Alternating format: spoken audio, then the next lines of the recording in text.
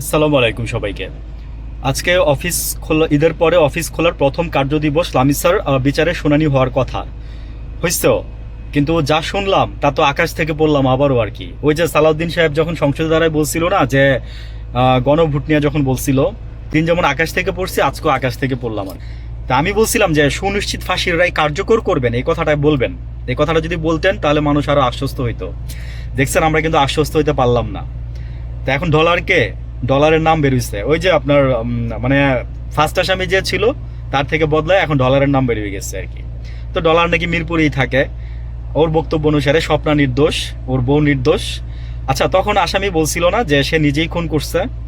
বা এবং স্বরাষ্ট্রমন্ত্রী ওরা যখন বের হয়ে যায় বাসার থেকে, তখন বুয়া বুয়া স্লোগান দিচ্ছে না মানুষ? 9টা মামলা ছিল তার নামে। তাকে বের করে নিয়ে আসছিল কে? তাকে বের করে নিয়ে আসছিল কে?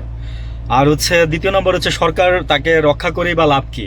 আমি জানি না তাদের কোন হিসাব মিলাইতেছে তারা। তবে মনে রাখেন, আহ, গরম তাওয়ার উপরে বসে রয়েছেন না, আমি অনেকদিন আগেও বলছিলাম যে গরম তাওয়ার উপরে বসে আছেন আপনারা, যে কোনো সময় জলসায় যেতে পারেন। তারেক রহমান সাহেব তারপরে, আমি এই কথাটা বলার 1-2 মাস পরে বলছিল যে চেয়ারটা খুব গরম। যে আমি বলছিলাম আমার বাবার অভিজ্ঞতা থেকে, আর উনি বলছে, উনি নিজে বসে এসে বলছে যে চেয়ারটা খুব গরম। আমি হাততালি পাওয়ার জন্য অনেক সুন্দর সুন্দর বক্তৃতা, কিন্তু না, পারি না।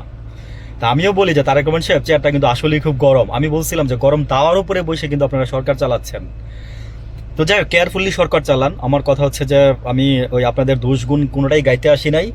আমি ন্যায্য কথা বলি, সবসময় ন্যায্যটাই বলতে আসছি। আর জামিনের জন্য আবেদন করবেন কিনা জিজ্ঞেস করা হয়েছিল তার আইনজীবীকে। সে বলছে যে না, এখনো জামিন আবেদন করব না।